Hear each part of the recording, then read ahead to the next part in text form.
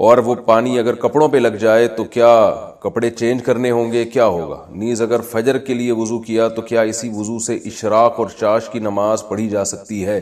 یہ مسئلہ یہ ہے کہ دیکھیں، اس پانی کے نکلنے سے وضو بہرحال ٹوٹ جاتا ہے۔ خواتین کو جو مینسز کے ایام میں جو مینسز آتے ہیں نا، وہ تو مینسز ہیں، ان میں تو نماز بھی معاف ہے، روزہ بھی معاف ہے، روزے کی قضا کرنی پڑے گی، نماز کی قضا نہیں کرنی پڑے گی۔ لیکن مینسز کے علاوہ جو کسی بھی خاتون کو جو بھی پانی آتا ہے، بلیڈنگ ہو، چاہے وہ بلڈ ہی کیوں نہ آ رہا ہو، تو شریعت کی اصطلاح ہے، اس کو استحاضہ کہا جاتا ہے۔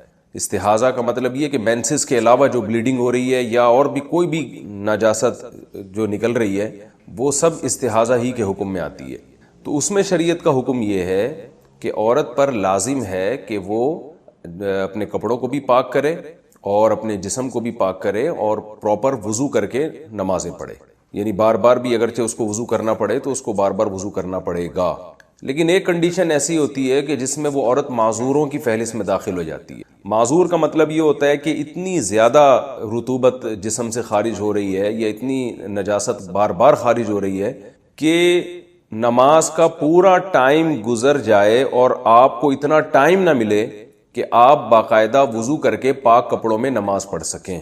میں دوبارہ اس کو آسان لفظوں میں بتاتا ہوں، یعنی زندگی میں کبھی بھی ایسا ہو جائے نا کہ نماز کا پورا ٹائم آپ کا گزر گیا اور آپ پاک کپڑوں میں اپنے آپ کو پاک کر کے وضو کر کے نماز ہی نہیں پڑھ پا رہے ہیں۔ مثال کے طور پر ہم مغرب سے عشاء کی نماز کا ٹائم لے لیتے ہیں، یہ بہت تھوڑا ہوتا ہے۔ فار ایگزامپل، سورج غروب ہو رہا تھا 6:30 پہ اور عشاء کا وقت داخل ہو رہا ہے 7:30 پہ، تو 1 گھنٹے کا ٹائم آپ کے پاس ہے۔ ایک مثال دے رہا ہوں میں سمجھانے کے لیے۔ اب کسی خاتون نے 6:30 بجے وضو کرنے کے لیے مغرب کی نماز کا یعنی ارادہ کیا اور وضو کرنے کے لیے وہ گئیں۔ اب انہوں نے دیکھا کہ بھائی میں وضو کر کے مصلی تک پہنچتی ہوں اور مجھے یہ پانی آنا شروع ہو جاتا ہے، یعنی میرے کپڑے ناپاک ہو جاتے ہیں کیونکہ اس پانی کے نکلنے سے وضو ٹوٹ جائے گا۔ تو انہوں نے دیکھا کہ بھائی میں جیسے ہی مصلی تک پہنچتی ہوں، نماز پڑھتی ہوں، یا تو نماز سے پہلے یا نماز کے دوران، یعنی سلام پھیرنے سے پہلے ہی جو ہے وہ وضو ٹوٹ جاتا ہے۔ تو وہ دوبارہ وضو کریں، پھر نماز کے لیے جائیں تو دیکھا پھر جو ہے نا اس طرح وضو ٹوٹ رہا ہے۔ تو 1 گھنٹے کے دوران ان کو ایک دفعہ بھی ایسا ٹائم نہیں ملا کہ جس میں پراپر پاک کپڑوں کے ساتھ وہ وضو کر کے نماز پڑھیں، پورے 3 فرض ادا کریں، اس میں سنتیں نہ ملائیں، 3 فرض ادا کریں، اور ان 3 فرض میں ایک دفعہ بھی ان کا وضو نہیں ٹوٹ رہا، یعنی ہر دفعہ وضو ٹوٹ رہا ہے، تو یہ اس کی علامت ہے کہ بھئی وہ نماز کا ایک ٹائم بھی، یعنی نماز کا پورا ٹائم ان پہ گزر گیا اس حال میں کہ ان کے لیے پاک ہو کر وضو کرنا پاسبل ہی نہیں رہا ہے۔ تو شریعت ایسی خاتون کو حکم دیتی ہے کہ یہ معذور میں داخل ہے۔ تو ایک ٹائم بھی نماز کا اگر اس حالت میں گزر گیا، جیسے مغرب کا ٹائم بہت تھوڑا ہوتا ہے، کسی نے تجربہ کر کے دیکھا بھائی 6:30 سے لے کر 7:30 تک 1 گھنٹے کا ٹائم ہے نماز کا، اس میں نماز قضا ہو جائے گی، تو اس پورے ٹائم میں کسی خاتون کو یہ اندازہ ہو گیا، یہ یعنی اندازہ لگانے کے لیے یاد رکھیں، یہ ضروری نہیں ہے کہ پریکٹیکل کریں بھی، وہ یعنی بار بار جائیں وضو کریں، ایسا کر لیں کہ ایک دفعہ وضو کر کے پوری نماز پڑھ کے دیکھیں کہ اس میں ٹائم کتنا لگتا ہے، تو اس ٹائم سے ان کو اندازہ ہو جائے گا کہ اس ٹائم کے اندر دوبارہ میرا وضو ٹوٹ رہا ہے کہ نہیں ٹوٹ رہا۔ تو اگر دوبارہ اسی ٹائم کے اندر وضو ٹوٹ رہا ہے تو یہ اس کی علامت ہوگی کہ بھئی آپ پورا ٹائم بھی پاک ہو کے نماز نہیں پڑھ سکتی، لہٰذا ایسی کنڈیشن میں آپ شریعت میں معذوروں کی فہرست میں داخل ہو جائیں گی۔ تو آپ پر پھر یہ شریعت یہ حکم دیتی ہے کہ جب ایک دفعہ بھی ایسا ہو جائے تو اب ایسی خاتون کے لیے پورے ٹائم کے لیے ایک دفعہ وضو کافی ہے، وہ ایک دفعہ وضو کریں، اسی سے فرائض بھی پڑھیں، سنتیں بھی پڑھیں، نوافل بھی پڑھیں۔ جب وہ ٹائم گزر جائے گا تو اگلی نماز کے لیے ان کو دوبارہ وضو کرنا پڑے گا، اور جس مرض میں وہ معذوری میں مبتلا ہوئی ہیں اس مرض کی وجہ سے یعنی اس لیکوریا کی وجہ سے وضو نہیں ٹوٹے گا۔ تو یہ مسئلہ ہے معذور کا۔ اب ایک دفعہ جب یہ ہو گیا نا، جیسے مغرب سے عشاء کے دوران تجربہ کر کے دیکھ لیا بھائی پورا ٹائم گزر جاتا ہے اور اتنی فرصت نہیں ملتی کہ پاک ہو کے نماز پڑھ سکیں، تو اب یہ نہیں کہ ہر نماز میں اتنا ٹائم گزرے، ایک نماز میں بھی جب اتنا ٹائم یعنی اتنا ٹائم گزر چکا ہے کہ آپ پاک ہو کر وضو نہیں کر سکتے، تو اب جب ایک دفعہ ایسا ہو گیا تو اب معذوروں کی فہرست میں داخل ہو گئے۔ اب ہر نماز میں آپ نے صرف ایک ہی وضو کرنا ہے اور اس سے فرائض، واجبات، سنت، نوافل جب تک ٹائم باقی ہے آپ وہ تمام نمازیں آپ اسی وضو سے پڑھتے رہیں، یعنی لیکوریا کی وجہ سے آپ کا وضو نہیں ٹوٹے گا. اور اس میں اب یہ بھی ضروری نہیں ہے کہ پورا ٹائم آپ کا جو ہے یعنی اسی میں لیکوریا میں گزرے، یہ ضروری نہیں ہے، بلکہ پورے ٹائم میں ایک دفعہ بھی اگر بلیڈنگ ہو گئی یا پورے ٹائم میں ایک دفعہ بھی اگر نجاست اس یعنی خارج ہو گئی، وہی والی نجاست جس میں بیماری ہے، یعنی یہ نہیں کہ اگر کسی پیشاب کر لیا یا کوئی اور طرح سے اگر وضو ٹوٹ گیا پھر تو ٹوٹ جائے گا وضو، اس بیماری کی وجہ سے وضو نہیں ٹوٹے گا. تو پورے ٹائم میں اگر ایک دفعہ بھی ایسا ہو گیا کہ یعنی وہ عذر لاحق ہوا اور ایک دفعہ بھی ایسا ہو گیا تو یہ خاتون معذور ہی رہے گی. یعنی پہلی دفعہ میں تو یہ ضروری ہے کہ پورا ٹائم گزر جائے اور پاک نہ ہو سکیں. اگلی دفعہ میں یہ ضروری نہیں ہے کہ پورا ٹائم گزر جائے، بلکہ پورے ٹائم میں ایک دفعہ بھی اگر بلیڈنگ ہوئی تو بھی وہ معذوروں میں ہی داخل رہیں گی. اب معذوروں سے صحت مند لوگوں کی فہرست میں آنے کے لیے یہ ہوگا کہ پورے ٹائم میں ایک دفعہ بھی بلیڈنگ نہ ہو.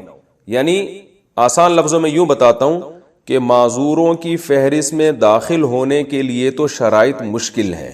پورے ٹائم گزر جائے، آپ کو وضو اور نماز آپ مکمل نہ کر سکیں پاکی کی حالت میں.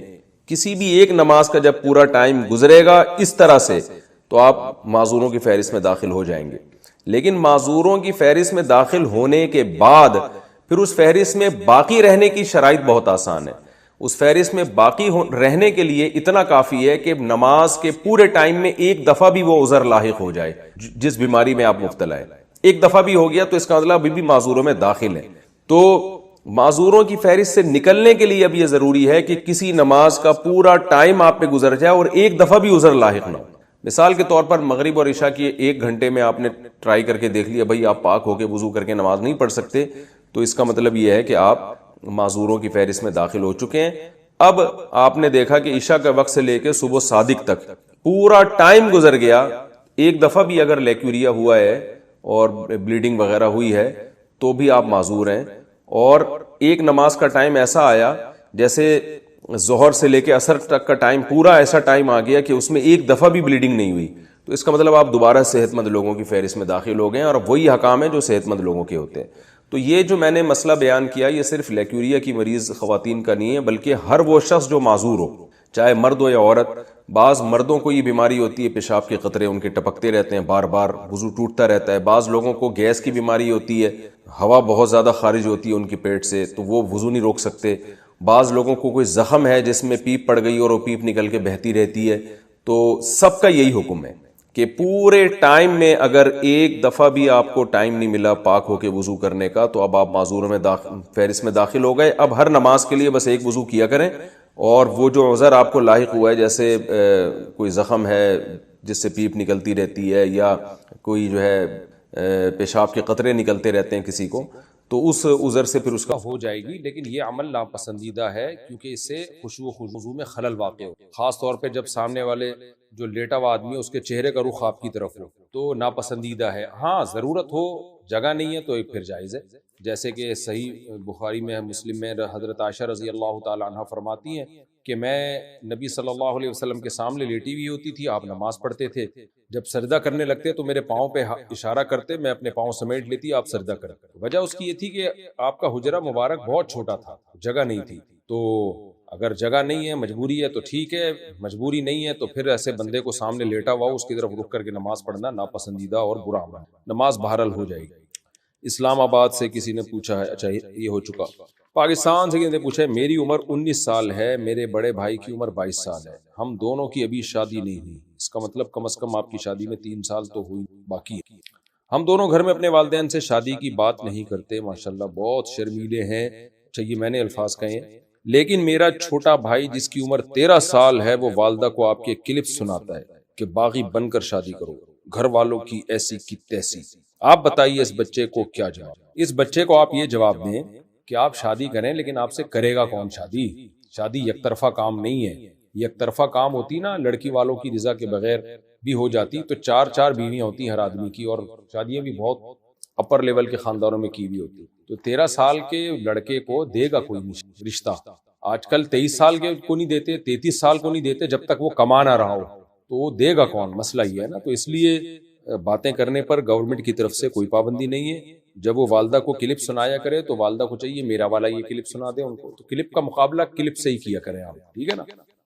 تو 13 سال کے لڑکے کو کوئی دے گا نہیں اپنی بیٹی, کیونکہ وہ کما نہیں رہا ہے, اور ظاہر ہے بالغ بھی نہیں ہوا ہوگا 13 سال میں, میرا خیال ہے بالغ 14-15 سال کی عمر میں جا کے بندہ بالغ ہوتا ہے.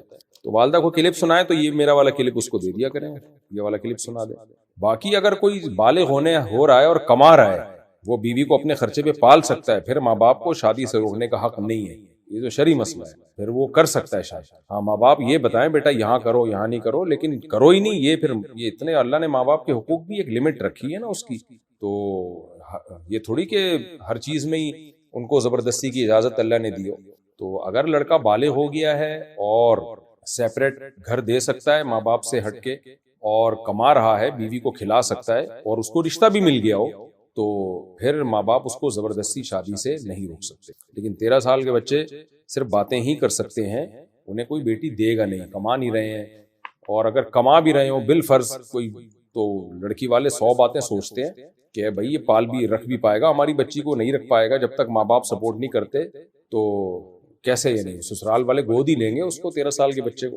خیر جی, عبداللہ صاحب کہتے ہیں علی گڑھ سے, حج کرنے والے کو حاجی کہتے ہیں, اس طرح عمرہ کرنے والے کو کیا کہتے ہیں؟ عمرہ کرنے والا کہتے ہیں, آپ بھی یہی کہا کریں.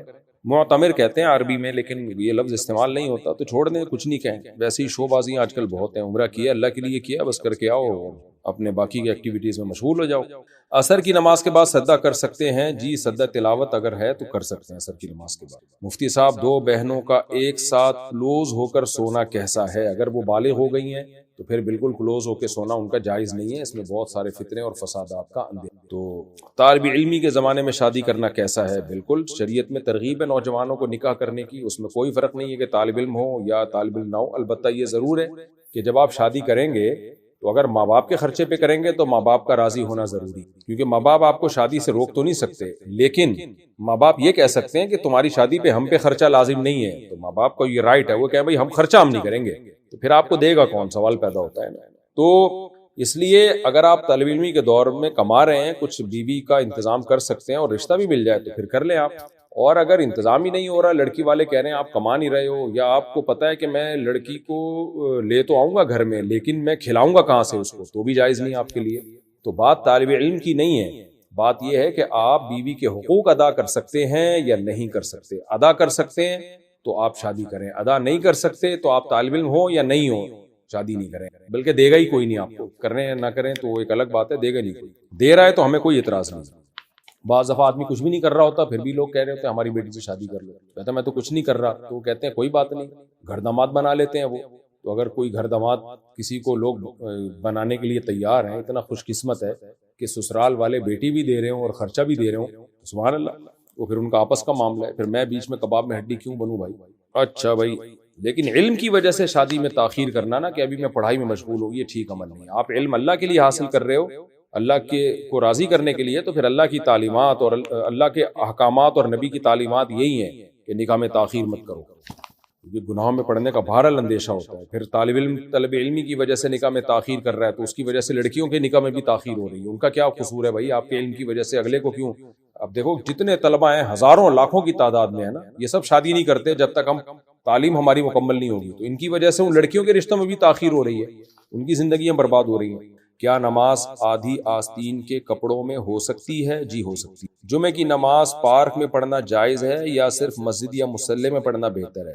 مسجد یا مصلی میں پڑھنا بہتر ہے. مسجد میں, مصلی بھی نہیں, مسجد تو پراپر. بچے کی پیدائش کے بعد اکثر چھوٹے بچوں کو پیلیا ہو جاتا ہے جس کو اکثر لوگ جھڑواتے بھی ہیں, کیا یہ جھڑوانا شرک ہے؟ شرک تو نہیں ہے لیکن پرلے درجے کی جہالت ہے, اور ایسی چیزوں سے ہی شرک کا اور توہم پرستی کا دروازہ کھلتا ہے. بچوں کو پیلیا ہو جانا نارمل ہے, اس میں کوئی جھڑوانے کی ضرورت نہیں ہے.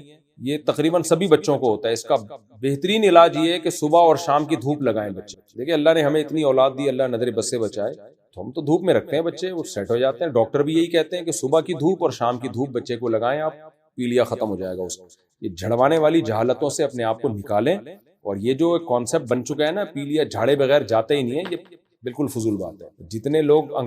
جتنے انگریزوں کو پیلیا ہوتا ہے جھڑے بغیر ہی جاتا ہے. سعودی عرب میں جتنے عربوں کو پیلیا ہوتا ہے جھڑے بغیر ہی جاتا ہے. یہ صرف انڈیا پاکستان میں ایک عذاب آیا ہوا ہے اور جھڑوانے والوں کے دھندے چل رہے ہیں اس سے. ان کی دکانیں چل رہی ہیں. اور پھر افسوس کی بات ہوتی ہے علماء بھی ایسے بے وقوفوں کو سپورٹ کر رہے ہوتے ہیں. کوئی گلے میں جوتوں کا ہاتھ ڈالا ہوا ہے, کوئی پتوں کے ہاتھ ڈالے ہوئے ہیں, اور پتے جیسے جیسے پیلے ہو رہے ہیں پیلیا نکل رہا ہے. بڑا ڈرامے بازی ہے. تو اس لیے ہمیں نا یہ ہمارے سامنے یہ دلائل نہ دیا کریں. تو ہمارے خاندان میں 2 بچوں کو پیلیا ہوا تھا, جا ہی نہیں رہا تھا. سب نے کہا جھڑواؤ جھڑواؤ. ان کے والد نے ماشاءاللہ اللہ پہ توکل, اعتماد, کانفیڈنس, مجھ سے بھی مشورہ لیا. میں نے کہا نہیں جھڑواؤ, اگر جھڑوا دیا نا اور یہ ختم ہو گیا تو یہ سارا جھڑوانے پہ ڈال دیں. میں نے کہا نہیں جھڑواؤ, علاج کرو. علاج ہوا, ٹھیک ہو گیا بچہ. اچھا, بچوں کے پیلیے میں بڑوں کے پیلیے میں فرق ہوتا ہے. جھڑوانا تو نہ بڑوں کا ہے نہ بچوں کا ہے, لیکن ڈاکٹروں میں فرق ہوتا ہے. بعض دفعہ بچوں کے پیلیوں میں پیلیا ہوا, آپ اس کو جنرل فزیشین کے پاس لے گئے, وہ دوا میں وہ والی دوائیں یا اس طرح سے ٹریٹمنٹ کر رہا ہوتا ہے جو بڑوں کے پیلیے کا علاج ہے. کیونکہ ہمارا یہ تجربہ ہے. تو بچوں کے پیلیے کا علاج الگ ہے, بڑوں کے یرقان کا علاج, ہیپاٹائٹس کا علاج بالکل الگ ہے. تو اس لیے بچوں کو کوشش کی. بعض دفعہ تو جو جنرل فزیشین ہوتا ہے اس کو یہ فرق معلوم ہوتا ہے, لیکن آپ کو پتا ہے ہر جگہ اناڑی پن چل رہا ہے پاکستان میں. کیونکہ یہ بھی ہمیں تجربہ ہو چکا ہے کہ ہم علاج کرا رہے تھے بچے کا, ڈاکٹر جو جنرل فزیشین تھا وہ دوائیں وہ دے رہا تھا جو بڑوں کے پیلیے والی دوائیں ہوتی ہیں. تو پھر ہم چائلڈ اسپیشلسٹ کے پاس لے کر گئے, اس نے کہا یہ دوائیں غلط دے رہے ہیں کیونکہ یہ بڑوں کے پیلیے میں بچوں کے پیلیے میں بہت فرق ہوتا ہے. تو جھڑتا وہ نہ دونوں کا, جھڑتا بڑھتا دونوں کا نہیں ہے, علاج میں فرق ہے. اس لیے بچوں کا جب بیماری ہو نا تو بچوں کی, تو اس کو چائلڈ اسپیشلسٹ ہی کو دکھایا کریں تاکہ پہلی دفعہ میں ہی ٹریٹمنٹ میں آپ کو اعتماد ہو کہ صحیح ٹریٹمنٹ ہو رہا ہے. بچوں اور بڑوں کی بیماریوں میں بڑے فرق ہوتے ہیں بھائی, یہ دونوں ایک جیسے نہیں, ورنہ دونوں کے الگ الگ اسپیشلسٹ کیوں ہوتے. تو نماز میں ثنا ہر رکعت میں پڑھنی ہے؟ نہیں بھائی, پہلی رکعت میں سورہ فاتحہ سے پہلے. کیا مسلمانوں کے لیے زعفرانی رنگ کے کپڑے پہننا منع ہے؟ مردوں کے لیے بالکل سرخ کپڑے جو ہوتے ہیں نا, چمکتا ہوا سرخ, وہ مکروہ اور ناپسندیدہ ہے, نبی نے اس کو پسند نہیں کیا. کیا منت کے روزے سنت روزوں کے ساتھ رکھ سکتے ہیں یا الگ سے رکھنے ہوں گے؟ منت کے الگ سے رکھنے ہوں گے, سنت روزے الگ سے ہیں. اور اگر سنت روزوں میں منت کے روزے کی نیت کر لی تو پھر منت کے ہوں گے, سنت والے نہیں ہوں گے. سر کے بال ماتھے پر آنکھوں تک آ رہے ہوں تو نماز ہو جائے گی؟ جی ہو جائے گی. خواتین کی بات اگر ہو رہی ہے تو بھائی خواتین کے لیے سر کے بالوں کو چھپانا فرض ہے نماز میں, تو اپنے بال پیچھے لے کے جائیں اور اس کو پورا اسکارف سے کور کریں. نماز میں ادھر ادھر دیکھ لیا یا غلطی سے دکھ گیا تو کیا نماز چھوٹ جائے گی؟ نہیں, دیکھنا جائز نہیں, لیکن اگر دکھ گیا غلطی سے یا غلطی سے ادھر ادھر گھما لیا تو نماز ٹوٹتی نہیں ہے اس سے. باپ نے سب بچوں کی شادی کی, لیکن جب آخری بیٹی کی شادی کا وقت آیا تو نہ باپ نے اس کے سر پہ ہاتھ رکھا نہ کوئی فرض ادا کیا, یہاں تک کہ اس کی شادی کے اخراجات بھی خود بیٹی پر پڑ گئے. ایسے باپ کے بارے میں کیا حکم ہے؟ بھائی دیکھو, جب سب بچوں کی شادی کی, سب کے سر پہ ہاتھ رکھا, تو ایک بچی کے سر پہ ہاتھ اگر نہیں رکھ رہا تو کوئی وجہ پوچھی جائے گی نا.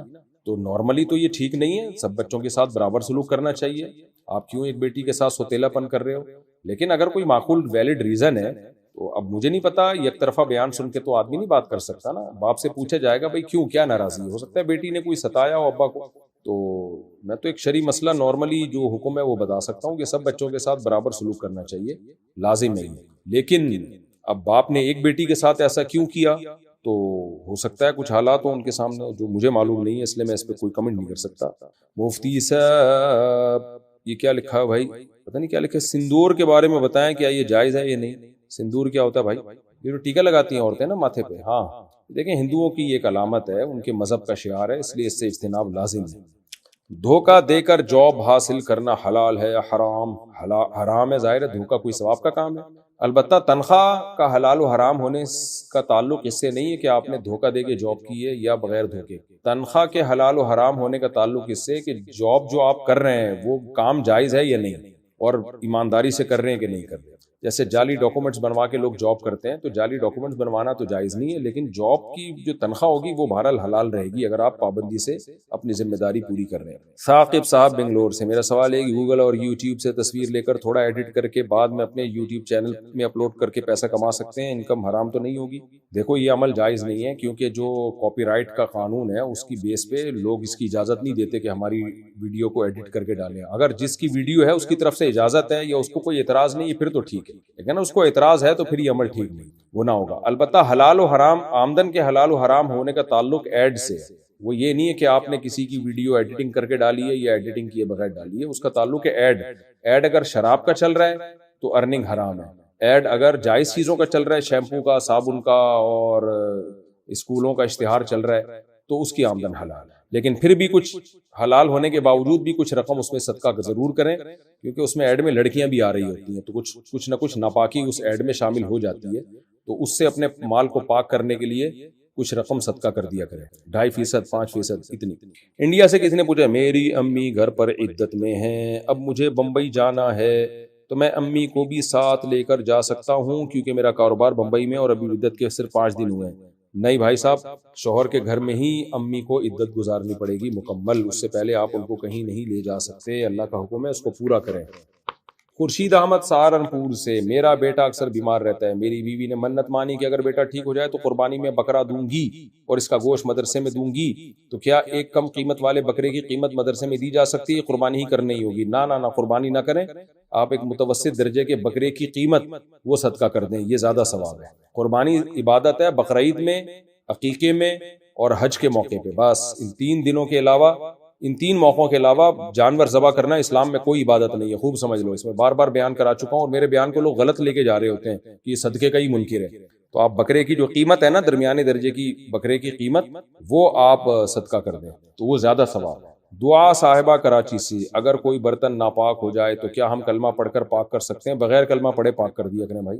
عبد القدیر صاحب منڈی بہاؤالدین سے، میزان بینک میں مزاربت پر انویسٹمنٹ کر سکتے ہیں یا نہیں؟ ہمارے یہاں اکثر مفتی حضرات تمام بینکوں کے ساتھ اضافی لین دین کو سود قرار دیتے ہیں۔ کر سکتے ہیں آپ، میزان بینک یا جتنے بھی اسلامک بینک ہیں یا سودی بینکوں میں جو اسلامک ونڈوز کھل گئی ہیں تو ان کے ساتھ آپ لین دین کر سکتے ہیں، مزاربت انویسٹمنٹ بھی کر سکتے ہیں، وہ سود نہیں ہوتا، وہ باقاعدہ بزنس کرتے ہیں، نفع نقصان میں شرکت کی بیس پہ آپ کے ساتھ بزنس ہوتا ہے۔ مطلقہ عورت جس نے طلاق کے بعد شادی نہ کی ہو، اسے جنت میں کیا ملے گا؟ جو آخری شوہر ہوتا ہے وہ والا ملتا ہے۔ اب چونکہ طلاق دی ہے، ایک تو ہوتا ہے نا بیوہ عورت کو تو وہی ملے گا جو اس کا آخری شوہر ہوگا، لیکن شوہر نے اگر طلاق دے دی تو وہ ملے گا نہیں ملے گا، اس بارے میں کوئی روایت یا کوئی حدیث میرے ذہن سے گزری نہیں ہے، اس لیے اس بارے میں خاموشی اختیار کرتا ہوں۔ بس اتنی بات ہے کہ عورت جو چاہے گی اس کو وہ ملے گا، اگر وہی طلاق جس نے دی ہے اسی کو چاہتی ہے تو اللہ میاں سے کہہ دینا، اللہ میاں اس کو وہ دلا دیں گے، اور اگر اس کے علاوہ کوئی اور سمجھ میں آ رہا ہے تو وہ مل جائے گا۔ ہر خواہش پوری ہوگی، بس ہمیں یہ پتہ ہے، تو اس لیے مجھے اس بارے میں معلومات ہے نہیں۔ اگر کسی کے پاس کوئی حدیث ہو، کوئی ریفرنس ہو تو وہ دے دے، تو انشاءاللہ میرے علم میں بھی اضافہ ہو جائے گا۔ میں نے تو دعویٰ نہیں کیا کہ ساری علوم اللہ نے مجھے اکیلے ہی کو دی ہیں۔ طارق خان انڈیا سے، شادی بیاہ کی تقریب میں پٹاخے چلانا، آتش بازی وغیرہ کرنا کیسا ہے؟ کیا یہ گناہ ہے؟ اگر اصلی بندوق سے فائر کیا جائے تو کیسا ہے؟ پٹاخے تو جائز نہیں، آتش بازی بھی حرام ہے، ناجائز ہے۔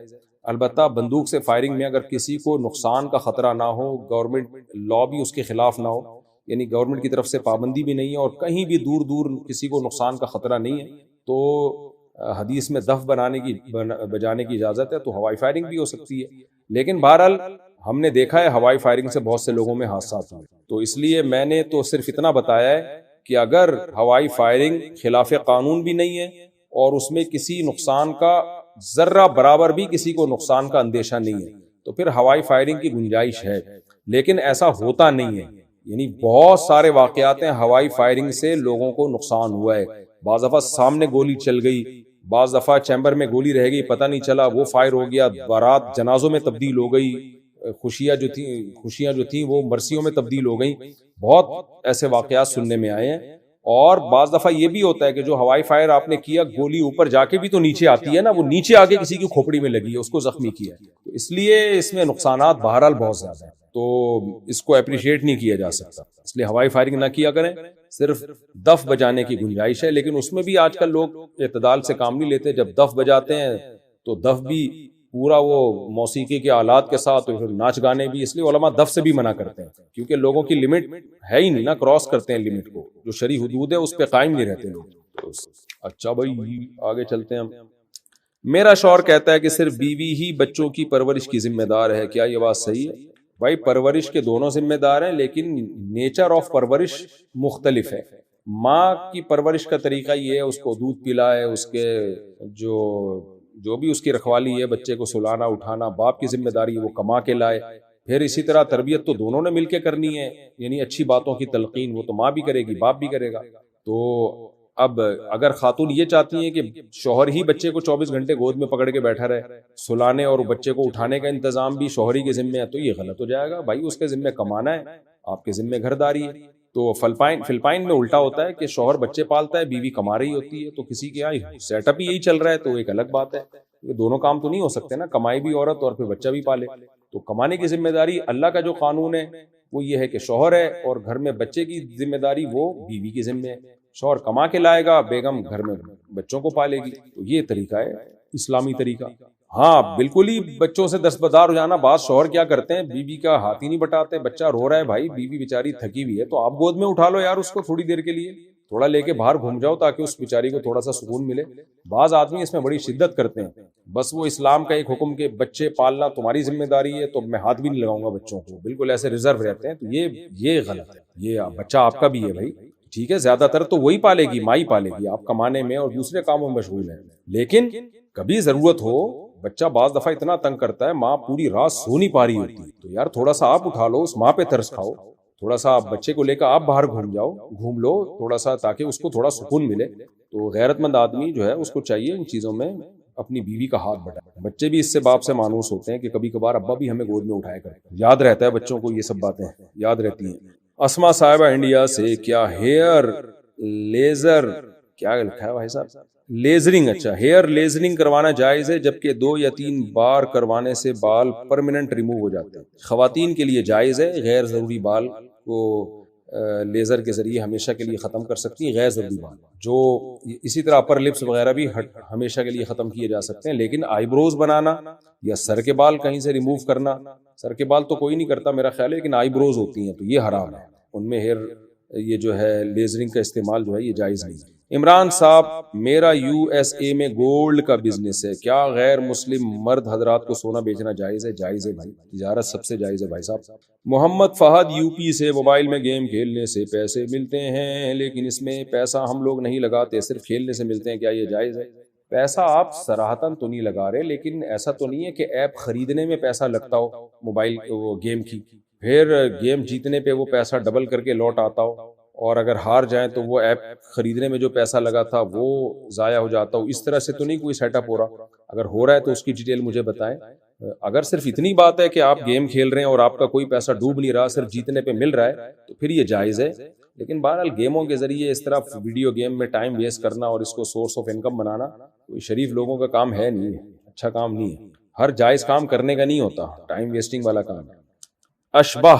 اشبہ لکھا ہے, اشب لکھا ہے, پتہ نہیں کیا نام لکھا ہوا ہے. رشوت کن صورتوں میں دی جا سکتی ہے, رشوت سے کیسے بچا جا سکتا ہے؟ میں پچھلے 2 سال سے خاص ٹیسٹ کے لیے پڑھائی کر رہی ہوں, لیکن پچھلے سال کچھ بچوں کے والدین نے ان کو پیسوں پر پیپر لے کر دیا, جس کی وجہ سے میرا نام لسٹ میں بہت نیچے آ گیا اور میرا ایڈمیشن نہیں ہو پایا اور میرا 1 سال اور ضائع ہو گیا. کیا ایسی صورت میں پیسے دے سکتے ہیں جبکہ ہمارا حق مارا جا رہا ہو اور ہماری دن رات کی پڑھائی بیکار جا رہی ہے؟ رشوت دینا حرام ہے, لیکن اپنے جائز حق کی وصولی کے لیے جائز ہے. اگر آپ کو پتا ہے کہ میں نے رشوت نہیں دی تو میرا جو حق بنتا ہے وہ بھی نہیں ملے گا, ایسی صورت میں رشوت دینا جائز ہے. صرف لینے والے کو گناہ ہوگا, پھر دینے والے کو گناہ نہیں. انڈیا سے کسی نے پوچھا, سود کا پیسہ مجبوراً رشوت دینے میں استعمال کیا جا سکتا ہے؟ نہیں, اپنے جائز حق کی وصولی کے لیے تو رشوت دینا جائز ہے. اگر آپ کو خطرہ ہو کہ رشوت نہیں دی تو آپ کو آپ کا جو حق بنتا ہے وہ بھی نہیں ملے گا, تو جائز ہے. لیکن وہ سود کے پیسوں سے نہیں دے سکتے آپ. سود کے پیسے تو ثواب کی نیت کے بغیر صدقہ ہی کرنا پڑے گا, یا مسجد کے واش روم وغیرہ میں ثواب کی نیت کے بغیر لگا دیں. معراج الدین گریز کشمیر سے, اگر کوئی شخص اپنی زمین کسی کو کاش کے لیے دے, اس شرط پہ کہ آدھا حصہ میرا آدھا تیرا, یعنی جس نے کاش کیا ہے, تو اس طرح کرنا جائز ہے؟ کیونکہ میں نے ڈاکٹر اسرار صاحب رحمۃ اللہ علیہ کی ایک تقریر میں سنا تھا کہ ایسا کرنا سود میں شمار ہے, برائے مہربانی رہنمائی فرمائے. ڈاکٹر اسرار صاحب سے بہت بڑی غلطی ہوئی تھی.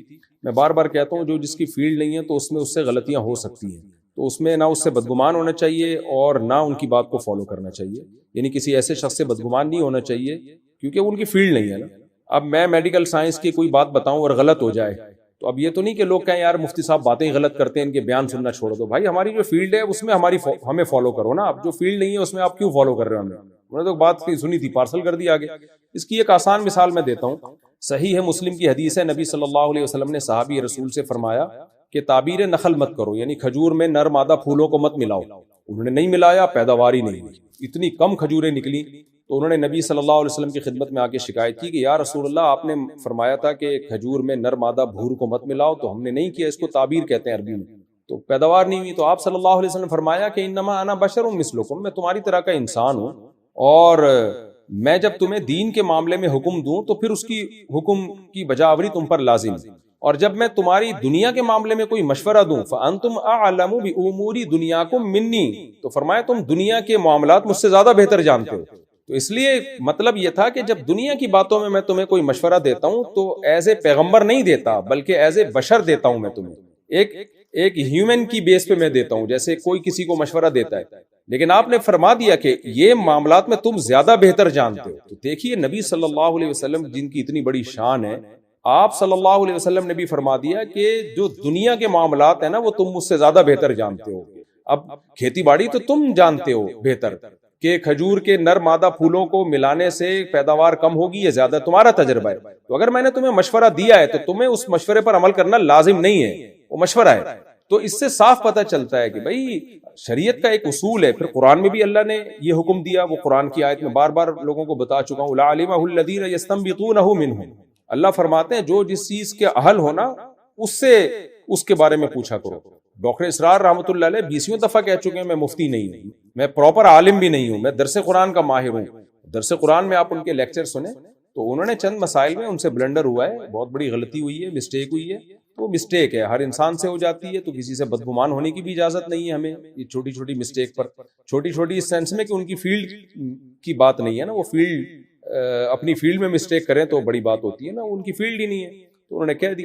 تو یہ میں نے بھی 2-3 دفعہ ان کے لیکچر سنے اور انہوں نے کہا یہ سود ہے، یہ تو صحابہ تابعین سے ائمہ اسلاف سے سب سے ثابت ہے کہ زمین آپ پٹے پہ دیں، مزارات پہ دیں اور زمین جو ہے جو پیداوار ہوگی آدھی تمہاری آدھی میری ہے، اس میں کوئی حرج نہیں ہے، تو جائز ہے، اس میں کوئی حرج نہیں، اس کو سود نہیں کہہ سکتے۔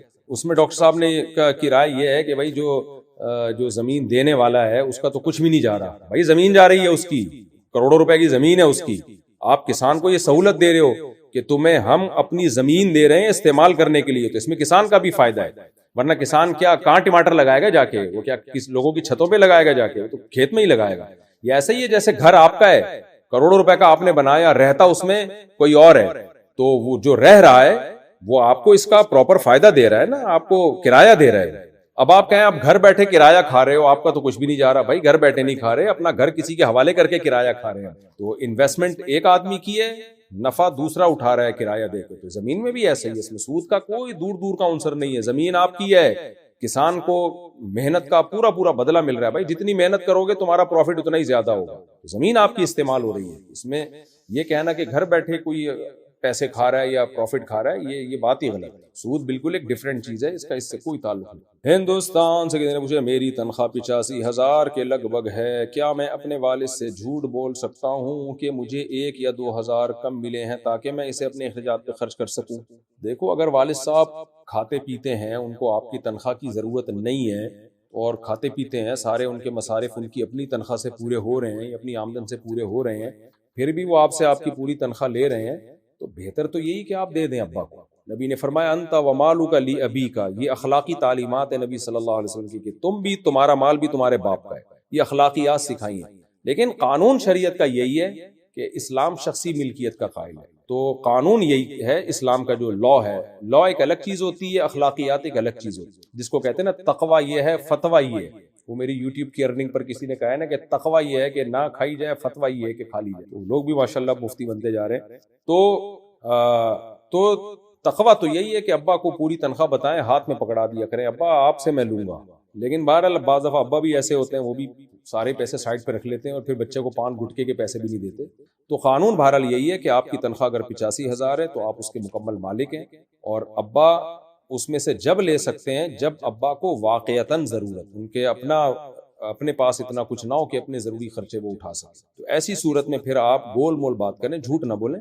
اپنے پیسے بچانے کے لیے اگر ابا بار بار لے ہی رہے ہیں، آپ کے سارے پیسے کھا جاتے ہیں یا کچھ زیادہ ظلم ہو رہا ہے آپ کے اوپر، تو پھر گول مول بات کر لیں کہ اتنے ملیں اور اتنے بھی بعد میں ملیں گے، جھوٹ نہ بولیں، کچھ گھما دیں۔ آپ ٹوپی کرانا آپ جانتے ہیں کیسے کری جاتی ہے، تو اپنا جائز حق وصول کرنے کے لیے یا اپنے آپ کو ظلم سے بچانے کے لیے گول مول بات کی جا سکتی، لیکن یہ ظلم سے بچانے کے لیے باپ پہ ظلم ہو رہا ہے یا نہیں ہو رہا یہ مجھے نہیں پتا۔ ظلم کب ہوگا؟ جب ابا کے پاس اپنے پیسے ہوں، پھر بھی ابا آپ سے آپ کی تنخواہ لے کے زبردستی خرچ کر رہے ہو، تو اس کو ظلم کہا جائے گا۔ لیکن اگر ایسا نہیں ہے تو پھر یہ ظلم نہیں ہے، تو پھر آپ گول مول بات نہ کریں۔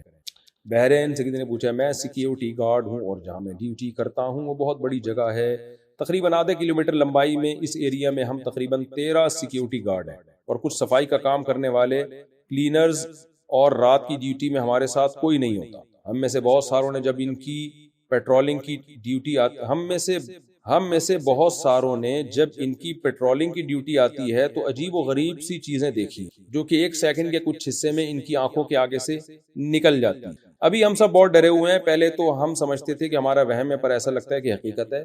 رہنمائی فرمائیں۔ دیکھیں، یا تو حقیقت ہے یا وہم ہے۔ حقیقت ہے تو کوئی ہو سکتا ہے کوئی چیز گزر رہی ہو آپ کے آگے سے، آپ کو نہ پتہ چل رہی ہو۔ بہت دفعہ آدمی کی جو آگے سے چیزیں گزر رہی ہوتی ہیں اس کو پتہ نہیں ہوتا، دن کی روشنی میں گزرتی تو پتہ چل جاتا نا وسیم گزر رہا ہے یا غفار بھائی گزر رہے ہیں۔ لیکن اس میں ڈرنے کی ضرورت نہیں ہے، ڈریں گے تو یہ چار چیزیں اور گزریں گی، تو گزرنے دیں۔ وہم ہوتا ہے بہت دفعہ، یا کوئی چیز ہوتی ہے لیکن وہ کوئی ایب نارمل چیز نہیں ہوتی، نارمل روٹین کی چیز ہوتی ہے، اندھیرے میں عجیب سی لگ رہی ہوتی ہے۔ ایسے تو میں نے اپنے بیانات میں کئی واقعات بتائے ہیں کہ ایک آدمی نے اندھیرے میں دیکھا کہ جن کھڑا ہوا ہے، یہ سچا واقعہ ہے۔ دیکھا ٹانگیں اوپر تک جا رہی، اس سے چاقو نکال کے مارا تو کسی کی شلوار لٹکی ہوئی تھی، گھس گئی شلوار میں ہی چاقو گھس گئی۔ ایسے اندھیرے میں نا، خاص طور پہ جب آپ کو ایک وہم ہو گیا تو اب تو پتہ نہیں کیا کیا نظر آئے گا، تو ڈرے نہیں۔ پھر بھی کوئی چیز سامنے آگے کھڑی ہو جائے تو رکھ کے چماٹ لگا دیں، آئندہ کبھی بھی نہیں آئے گی۔ لیکن اگر ڈر گئے یا کسی عامل کے پاس چلے گئے، او ہو، بس سمجھو زندگی برباد۔ ساری زندگی اپنے بھی بنیان سنگھاتے رہو گے، عاملوں کو اپنی بیوی بچوں کے بھی بنیان سنگھاتے رہو گے، پھر تمہارا مقدر یہ ہوگا۔ تو اس لیے ڈرنا نہیں ہے اور کسی عامل کے پاس نہیں جانا، کوئی کسی سے اس کا منتر ونتر وظیفہ نہیں مانگنا۔ ایک صاحب کو ایسے ہی جن آ کے ڈراتا تھا نا، میرے پاس آئے، کہنے لگے یوں آتا ہے، یوں کرتا ہے اور ایسی شکل آتی ہے۔ میں نے کہا رکھ کے چماٹ لگا دے، تو کہہ رہا ہے میں کانفیڈنس تھا کہ آج آئے گا تو رکھ کے لگا دوں گا، کہہ رہا ہے اس کی بات سے آیا ہی نہیں۔ تو یہ بھی ہوتا ہے، آپ کے کانفیڈنس ہو جاتا ہے تو سامنے چیزیں مارکیٹ سے شارٹ ہو جاتی ہیں۔ لیکن اگر آپ ڈر گئے نا تو آپ کے چماٹ سے پہلے وہ چماٹ لگا دے گا، آپ کو یہ بھی ذہن میں رکھنا۔ یعنی رکھ کے چماٹ وہ لگائے جو کانفیڈنٹلی چماٹ لگانے کا ارادہ کرے۔ اگر آپ کا ارادہ ہے نا کہ اگر آیا تو میں غور کروں گا کہ چماٹ لگانا ہے کہ نہیں لگانا، تو سمجھ لو وہ پہلے چماٹ لگا۔ تو اس لیے پہلے ہی سے چماٹ تیار کر رکھے ہو، لگاؤں گا، آئے گا ہی نہیں۔ ہمارے حضرت نے بھی ایک دفعہ ایسے ہی کوئی جن بن بہت تنگ کر رہا تھا، کسی بچے پہ آیا ہوا تھا، حضرت نے رکھ کے لگا دیا، بھاگ گیا وہ۔ پھر اس کے ایسے واقعات تھے، کسی پہ بھی جن جاتا تھا نا، حضرت آتے تھے تو وہ کہتا تھا مفتی رشید احمد صاحب آ رہے ہیں، ہم جا رہے ہیں۔ حضرت کے پہنچنے سے پہلے ہی مارکیٹ سے شارٹ ہو جاتا ہے۔ یہ تو جب ہے جب سچی مچی کا جن ہو، لیکن آپ کے واقعے میں مجھے جن نہیں لگ رہا، ایسے ہی کوئی وہم لگ رہا ہے۔ جن بھی ہو تو رکھ کے چماٹ لگا دیں، بھاگ جائے گا انشاءاللہ۔ صلو علی الحبیب۔ پاکستان سے کسی نے پوچھا ہے، میں کیمسٹری کا ٹیچر ہوں، پرنسپل کے کہنے پر اتنا مشکل پیپر بنانا کہ بچے فیل ہو جائیں تاکہ وہ زیادہ عرصے تک اسکول میں ہی پڑھتا رہے، فیس وغیرہ کا سلسلہ جاری رہے، یہ جائز ہے یا نہیں؟ حرام ہے، ناجائز ہے؟ اللہ اس پرنسپل کو بھی ہدایت دے۔ پاکستان سے کسی نے پوچھا ہے، میرے بھائی کے پاس غلاف کعبہ ہے، کیا ہم اسے عقیدت میں چوم سکتے ہیں؟ اگر عقیدت میں اسے چوم سکتے ہیں تو پھر کسی بزرگ کی قبر کو کیوں نہیں چوم سکتے؟ غلاف کعبہ کے ساتھ اس لیے عقیدت ہوتی ہے وہ کعبہ کی دیوار کا ایک حصہ عرصہ تک رہا ہے، اور بزرگ کی قبر کے لیے اس لیے عقیدت ہوتی ہے کہ اس کے اندر اللہ کا نیک بندہ مدفون ہے۔ برائے مہربانی رہنمائی فرمائے۔ قبروں کو چومنا حرام ہے بھائی، شریعت کا حکم ہے، اس لیے ہم نہیں چوم سکتے۔ بیت اللہ کی دیوار کو چومنا تو سنت ہے، اور اس میں بھی حجر اسود کو چومنا سنت ہے۔ حضرت عمر نے حجر اسود کو چوما تھا، فرمایا تھا کہ اللہ کی قسم، نہ تو نفع کا مالک نہ نقصان کا مالک، میں تجھے صرف اس لیے چومتا ہوں کہ میں نے نبی کو دیکھا ہے تمہیں حجر اسود کو چومتے ہوئے۔ تو اس لیے پہلی بات تو یہ جو بیت اللہ کے غلاف بٹ رہے ہیں نا، ان میں ڈرامے بازی بہت ہے، فیک غلاف بن رہے ہوتے ہیں اور دنا دن تقسیم۔ ایک عامل ہے روحانی عامل، ہر 4 دن کے بعد وہ بیت اللہ کے غلاف لا کے لوگوں میں بانٹ رہے ہوتے ہیں۔ ہم نے تحقیق کرائی، پتہ چلا وہاں کچھ لوگوں نے فیکٹریاں کھولی ہوئی ہیں، بیت اللہ کے غلاف بنا کے بانٹ رہے ہیں۔ تو بیت اللہ کے غلاف اتنی آسانی سے نہیں ملتا، آپ تحقیق کر لیں یہ جس کو چوم رہے ہیں وہ بیت اللہ کا غلاف ہے بھی کہ نہیں۔ تو اور قبروں کو چومنا تو شرک، اور شرک کا بہت بڑا ذریعہ ہے، کسی صورت میں جائز نہیں ہے، بالکل حرام ہے، ناجائز ہے۔ قبروں کو آپ بیت اللہ پہ قیاس نہیں کر سکتے۔ شرک کا ذریعہ بھی تو اسلام میں حرام ہے نا۔ اگر یہ چیز شرک کا ذریعہ نہ ہوتی پھر ہمیں شریعت اجازت دے دیتی، لیکن یہ شرک کا ذریعہ ہے۔ اور بیت اللہ کو چومنا تو عین توحید کا ذریعہ ہے، بلکہ اور توحید مضبوط ہوتی ہے جب آدمی اللہ کے گھر سے رخسار لگاتا ہے، اللہ کے گھر کے سامنے جا کے ملتزم میں۔ پاکستان سے کسی نے پوچھا ہے، حیض کی حالت میں معارف القرآن جیسی کسی بھی تفسیر میں صفحے کی جگہ جہاں آیت لکھی ہو تو اس آیت کو ہاتھ لگا سکتے ہیں؟ اگر کسی کو نماز میں پڑھنے کے لیے سورہ فاتحہ یا کوئی اور سورت یا تیات زبانی یاد نہ ہو تو حیض کی حالت میں یاد کرنے کے لیے بار بار پڑھ سکتے ہیں یا کسی کو یاد کروا سکتے ہیں؟ دیکھیں، تفسیر کو ہاتھ میں لینا تو جائز ہے بغیر وضو بھی، لیکن آیتوں پر ہاتھ لگانا جائز نہیں ہے بغیر وضو یا حیض کی حالت میں۔ باقی زبانی یاد کرنے کے لیے سورہ فاتحہ یا اتحیات میں دعا کی نیت کر، اتحیات تو زبانی یاد کی جا سکتی ہے حیض کی حالت میں بھی، فاتحہ آپ قرآن کی تلاوت کی نیت سے یاد نہ کریں بلکہ رقیہ کی نیت سے یا دعا کی نیت سے فاتحہ حیض کی حالت میں بھی پڑھی جا سکتی ہے. اس میں نیت یہ کریں کہ میں تلاوت نہیں کر رہی بلکہ میں بطور دعا، کیونکہ سورہ فاتحہ دعا بھی ہے نا، تو قرآن مجید میں وہ آیتیں جو دعا والا معنی ہے ان میں، ان کو دعا کی نیت سے پڑھا جا سکتا ہے، تو اس میں پھر تلاوت کی نیت نہیں ہوتی. رضوان صاحب انڈیا سے، میری عمر 25 سال ہو گئی ہے، میرے رشتے بھی آ رہے ہیں مگر میں بچپن سے کمزور ہوں، کیا مجھے شادی کرنی چاہیے؟ دیکھیں رشتے آپ کو آ رہے ہوں گے، آپ کی باڈی کو دیکھ کے ہی آ رہے ہوں گے نا، ان کو پتہ ہے کہ یہ کیا ہے، کتنا ویٹ ہے ان کا، کتنے باریک سے، اس لیے آپ کے لیے شادی جائز ہے. سامنے آپ نظر آ رہے ہیں. البتہ کمزوری سے آپ کی مراد اگر آپ مردانہ لحاظ سے کمزور ہیں، بالکل ہی کوئی آپ کے اندر کوئی وہ قوت ہی نہیں ہے، تو پھر آپ شادی نہ کریں، یہ دھوکہ ہوگا.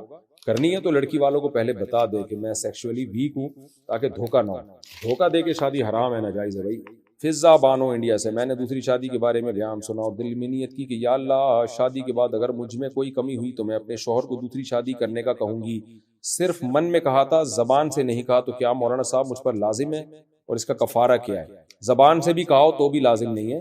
دیکھیں دوسری شادی کی ترغیبیں میں شوہروں کو دیتا ہوں، خواتین کو نہیں کہتا کہ اپنے شوہروں کی دوسری شادی کریں. یہ آپ کا کام نہیں ہے. آپ میں کوئی فالٹ ہو یا نہ ہو، آپ نے اپنے شوہر کی دوسری شادی نہیں کرانی، یہ ان کا ہیڈیک ہے. جب آپ سے کہیں دوسری شادی کا، آپ بولو بھائی مجھے میرے حقوق چاہیے، مجھے پراپر وے میں میرے حقوق چاہیے. آپ کو اگر اللہ نے اجازت دی ہے تو وہ آپ جانو، اللہ جانے، مفتیان کرام جانے، مجھے میرے حقوق چاہیے. تو یہ نا یہ اپنی لمٹ کو کراس کرنے والی بات ہو جاتی ہے کہ آپ خود کہیں کہ جی آپ شادی کریں. آپ کیوں کہیں؟ یہ ان کا مسئلہ ہے، آپ کا مسئلہ تھوڑی ہے. اس سے نقصان آپ کو ہوگا. کل بار بار جب بھی مسائل تو ہوتے ہیں دو شادیوں کے بعد، جب بھی مسائل کھڑے ہوں گے بولیں گے تم نہیں تو بولا تھا کر لو، تم نہیں تو بولا تھا. تو آپ کے حقوق بھی ادا نہیں کرے گا میاں، اور بلیاں بھی آپ کے اوپر ہی ڈالے گا. بعض دفعہ ایسے ہوتا ہے بیوی نے اپنے شوہر کی خود شادی کرا دی، اب شوہر جب ٹینشن میں آیا، دوسری بیوی چلاک نکلی، اس نے شوہر کو اپنا یرغمال بنا لیا اور پہلی کو اب یہ لٹکا رہا ہے. پہلی کہہ رہی ہے بھائی یہ کیا کیا تم نے، تم نہیں تو بولا تھا کر لو، تم نہیں تو بولا تھا کر لو. یہ ڈرامے بازی ہوتی ہے. پھر آپ بولو بھائی یہ مجھے تکلیف ہوتی ہے، میں سوکن پہ، ہر عورت کو تکلیف ہوتی ہے، عورت کی محبت ہے یہ، تو آپ میرے سامنے یہ ذکر نہ کیا کرو. آپ کو اللہ نے اجازت دی ہے تو اللہ جانے، آپ جانے. اللہ نے مجھے تو نہیں کہا کہ، اگر اللہ نے یوں کہا ہوتا نا قرآن میں، کہ اللہ نے جو قرآن میں کہا ہے وہ یہ کہا ہے، مردوں کو کہا ہے کہ فن کی ہو ما طاب لکم من النساء مثنی و ثلاث و رباع. اے مردوں دیکھو مردوں کو خطاب ہوا ہے کہ تم میں جو عدل کر سکتا ہے وہ دو دو تین تین چار چار شادیاں کرے، اور جو عدل نہیں کر سکتا وہ ایک کرے. عورتوں کو نہیں کہا کہ اے خواتین تمہارے میاؤں میں جو دو بیویوں کے حقوق ادا کر سکتا ہے تم نے ان کی دو دو تین تین چار چار کرانی ہے. اللہ میاں نے عورتوں کو کہیں نہیں کہا. اس لیے میں خواتین میں یہ بیان کرتا ہی نہیں ہوں کہ اپنے میاؤں کی دو دو شادیاں کرائیں. یہ پرلے درجے کی بے وقوفی کی بات ہے، حماقت کی بات. ہاں بس عورت میں اتنا ہے کہ اگر شوہر نے کر لی ہے تو اس کو بتنگڑ نہ بنائے، شریعت کے حکام کا مذاق نہ اڑائے، دوسری شادی کا مذاق نہ اڑائے، اور اتنا ریئیکشن نہ کرے کہ وہ طلاق پر مجبور ہو جائے. کیونکہ حدیث میں منع کیا، نبی صلی اللہ علیہ وسلم نے فرمایا کہ عورت کبھی بھی اپنے شوہر سے اپنی سوگن کی طلاق کا مطالبہ نہ کرے. اگر شادی کر لی ہے شوہر نے، پھر بیوی مطالبہ کرے کہ دوسری کو طلاق دو، یہ ناجائز ہے. بھائی اب ہو گیا تو کمپرومائز کریں، جب ہو گیا جو ہونا تھا ہو گیا، ٹھیک ہے، طبی طور پہ عورت کو غم ہوتا ہے، لیکن طلاق پر مجبور نہ کریں شوہر کو کہ اس کو طلاق دیں. اور آپ نے اس کی حکمت بتائی، فرمایا کہ جتنا تمہارے مقدر کے حقوق ہیں نا وہ تمہیں مل کے رہیں گے. عورتیں یہ سمجھتی ہیں نا میاں نے دوسری شادی کر لی تو اب میاں کی آمدن ڈیوائیڈ ہو جائے گی، میاں کی محبت ڈیوائیڈ ہو جائے گی، ٹائم ڈیوائیڈ ہو جائے گا. تو نبی نے فرمایا کہ نہ کچھ بھی ڈیوائیڈ نہیں ہوگا. جو تمہارے مقدر کی محبت، تمہارے مقدر کی روزی روٹی اللہ نے تقدیر میں لکھی ہوئی ہے وہ تمہیں بہر صورت مل کے رہے گی، چاہے شوہر 4 شادیاں کرے یا ایک ہی کرے. جو نہیں ملے گی، جو تمہارے مقدر میں نہیں ہے وہ نہیں ہے. مجھے یاد ہے ایک مرد نے دوسری شادی کا ارادہ کیا، ان کی بیوی نے اتنا بڑا ہنگامہ کیا کہ شوہر بیزار ہو گیا. اس نے کہا ٹھیک ہے میں نہیں کر رہا، گھر جہنم بن رہا تھا. اللہ کی قدرت، اگلے دن شوہر کا ایکسیڈنٹ ہوا، انتقال ہی ہوگی. تو وہی حدیث کا مطلب دیکھو، عورت کے مقدر میں شوہر کا ٹائم نہیں تھا تو شادی کی نہیں ملا ٹائم، کر لیتا. تو اس لیے تقدیر سے مت لڑیں. تو اگر میاں نے دوسری شادی کر لی ہے تو طلاق کا مطالبہ نہ کریں کہ اس کو لازمی چھوڑو، یہ رہے گی یا میں رہوں گی. نہ آپ صرف اپنے حقوق کا مطالبہ کریں، بھائی مجھے میرے پورے حقوق چاہیے. تو خلاصہ یہی نکلا کہ عورت نہ اپنے شوہر کو دوسری شادی کی ترغیب دے، نہ اس کی شادی کرائے. تو اس کے سائیڈ ایفیکٹ بہت خطرناک ہوتے ہیں بعد میں. ہاں اتنی مخالفت نہ کرے کہ وہ بیزاری آ جائے، اور بہت زیادہ ہنگامے نہ کرے. عورت تھوڑی بہت طبی تکلیف ہر ایک کو ہوتی ہے، وہ نیچرل. تو یہی ہے جو قرآن کا بھی حکم ہے، حدیث کا بھی، ہم بھی یہی کہتے ہیں لوگوں سے، جو کچھ بھی ہوگا آپ پہ بلی ڈالے گا۔ اچھا میرے بھائی ارشد فیصل آکولا انڈیا سے، اگر کسی کے سینے پہ بال وغیرہ بہت زیادہ ہوں تو کیا وہ لوگ ان بالوں کو کاٹ سکتے ہیں؟